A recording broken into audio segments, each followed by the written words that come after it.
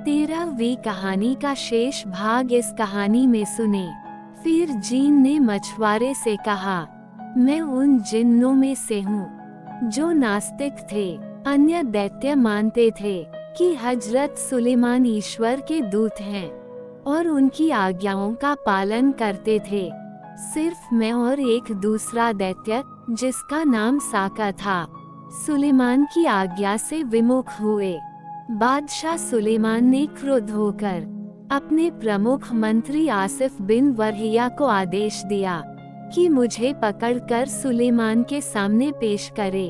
मंत्री ने मुझे पकड़कर उसके सामने खड़ा कर दिया। सुलेमान ने मुझसे कहा कि तू मुसलमान होकर मुझे पैगंबर मान और मेरी आज्ञाओं का पालन कर। मैंने इससे इनकार कर दिया। सुलेमान ने इसकी मुझे ये सजा दी कि मुझे इस गागर में बंद किया और अभिमंत्रित करके शीशे का ढक्कन इसके मुंह पर जड़ दिया और उस पर अपनी मुहर लगा दी और एक दैत्य को आज्ञा दी कि गागर को नदी में डाल दे। अतः वह मुझे नदी में डाल गया। उस समय मैंने प्रण किया कि 100 वर्षों के अंदर जो आदमी मुझे निकालेगा उसे मैं इतना धन दे दूंगा कि वह आजीवन सुख से रहे और उसके मरण उपरांत भी बहुत सा धन उसके उत्तराधिकारियों के लिए रह जाए। इस अवधि में मुझे किसी ने न निकाला। फिर मैंने प्रतिज्ञा की कि अब 100 वर्ष के अंदर जो मुझे मुक्त करेगा उसे मैं सारे संसार के खजाने दिलवा दूंगा। फिर भी किसी ने मुझे न निकाला। फिर मैंने प्रतिज्ञा की कि 100 वर्षों की तीसरी अवधि में जो मुझे मुक्त करेगा उसे मैं बहुत बड़ा बादशाह बना दूंगा और हर रोज उसके पास जाकर उसकी 3 इच्छाएं पूरी करूंगा। जब इस तीसरी अवधि में भी किसी ने मुझे न निकाला तो मुझे बड़ा क्रोध आया और उसी अवस्था में मैंने प्रण किया कि जो मुझे अब बाहर निकालेगा मैं अत्यंत क्रूरतापूर्वक उसके प्राण लूंगा।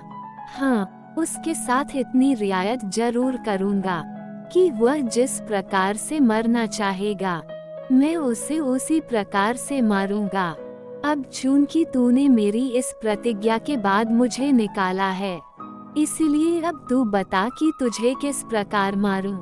मछुआरा ये सुनकर आश्चर्यचकित और भयभीत हुआ और सोचने लगा कि दुर्भाग्य ही मेरे पीछे पड़ गया है जो मैं भलाई करके उसके बदले मृत्युदंड पा रहा हूँ। वह गिड़गिड़ा कर दैत्य से बोला, भाई तुम अपनी प्रतिज्ञा भूल जाओ।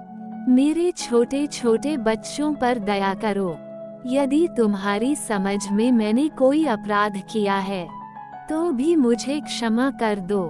क्या तुमने सुना नहीं कि जो दूसरों के अपराध क्षमा करता है ईश्वर उसके अपराध क्षमा करता है। दैत्य ने कहा, यह बातें रहने दे, मैं तुझे मारे बगैर नहीं रहूंगा। तू सिर्फ ये बता कि किस प्रकार मरना चाहता है। मछुआरा अब बहुत ही भयभीत हुआ क्योंकि उसने देखा कि दैत्य उसे मारने का हठ नहीं छोड़ रहा है। अपने स्त्री पुत्रों की याद करके वह अत्यंत दुखी हुआ। उसने एक बार फिर दैत्य का क्रोध शांत करने का प्रयत्न किया और उससे अनुनयपूर्वक कहा, हे दैत्यराज, मैंने तो तुम्हारे साथ इतनी भलाई की है, तुम इसके बदले मुझ पर दया भी नहीं कर सकते। दैत्य बोला, इसी भलाई करने के कारण तो तेरी जान जा रही है।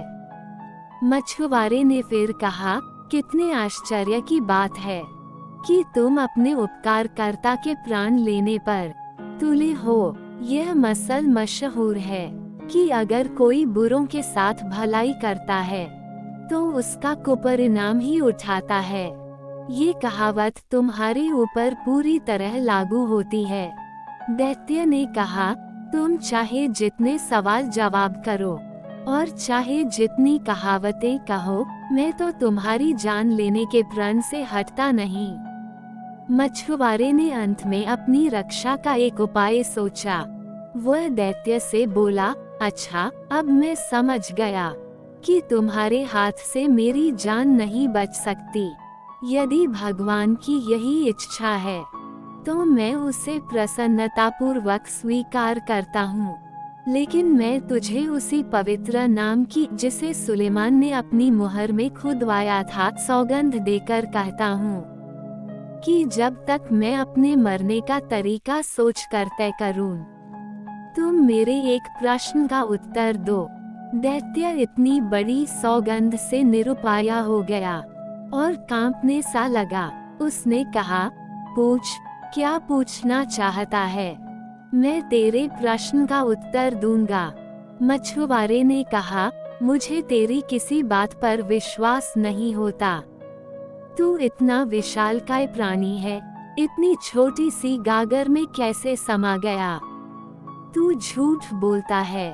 दैत्य बोला, जिस पवित्र नाम की सौगंध तूने मुझे दिलाई है, मैं उसकी साक्षी देकर कहता हूँ कि मैं उसी गागर में था।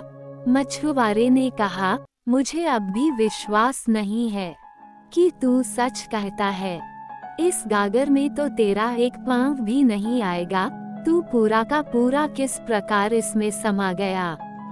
दैत्य ने कहा, क्या मेरे इतनी बड़ी सौगंध खाने से भी तुझे विश्वास नहीं आता? मछुआरा बोला, तेरे कसम खाने से क्या होता है? मैं तो तभी मानूंगा जब तुझे अपनी आंखों से गागर के अंदर देखूं और उसमें से आती हुई तेरी आवाज न सुनूं। ये सुनकर दैत्य फिर धुएं के रूप में परिवर्तित हो गया और सारी नदी पर फैल गया। फिर वह धुआं रूपी दैत्य एक स्थान पर इकट्ठा हो गया और धीरे धीरे गागर में जाने लगा।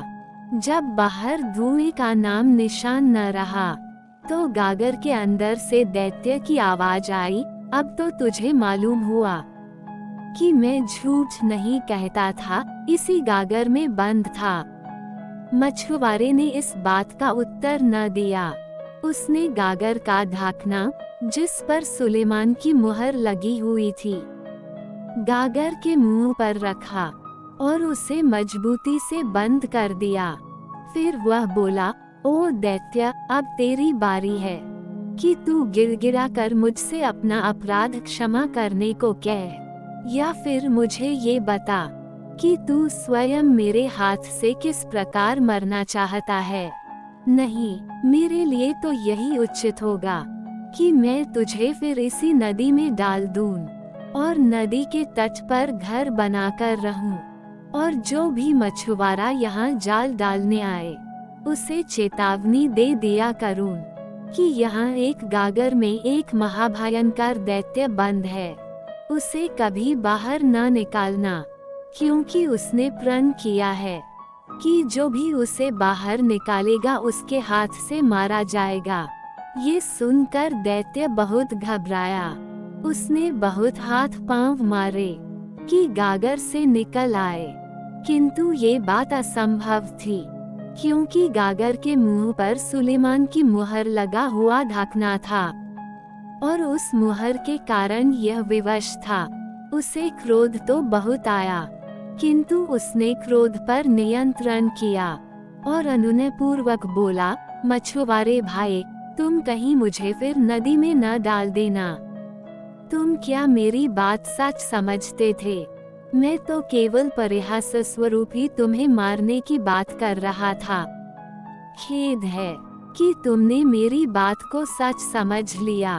अब मुझे निकाल लो। मछुआरे ने हंसकर कहा, क्यों भाई, जब तुम गागर के बाहर थे तब तो अपने को बड़ा शक्तिशाली दैत्य राज समझते थे और अकड़ते थे। अब क्या हुआ कि गागर के अंदर जाते ही अपने को बड़ा दीनहीन समझ रहे हो?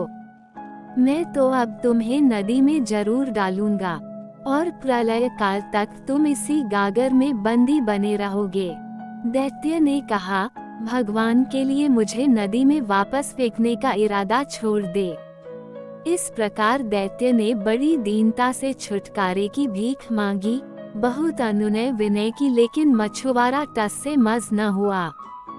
फिर दैत्य बोला, यदि तुम मुझे इस बार छोड़ दो तो मैं तुम्हारे साथ बड़ा उपकार करूंगा। मछुआरा बोला, तू महाधूर्त है, मैं तेरी बात पर कैसे विश्वास करूं? अगर मैंने तुझे छोड़ दिया तो तू फिर मुझे मारने पर उद्यत हो जाएगा। तू इस उपकार का भी मुझे ऐसा ही कुफल देगा जैसा गरीक नामी बादशाह ने हकीम दूबा के साथ किया था। दैत्य की ये पूछने पर कि यह कहानी क्या है, मछुआरे ने कुछ इस प्रकार कहानी कहना शुरू किया। गरीक नामी बादशाह और हकीम दूबा की कहानी का लिंक डिस्क्रिप्शन में दिया गया है। कृपया वहां जाकर कहानी को सुने और आनंद ले।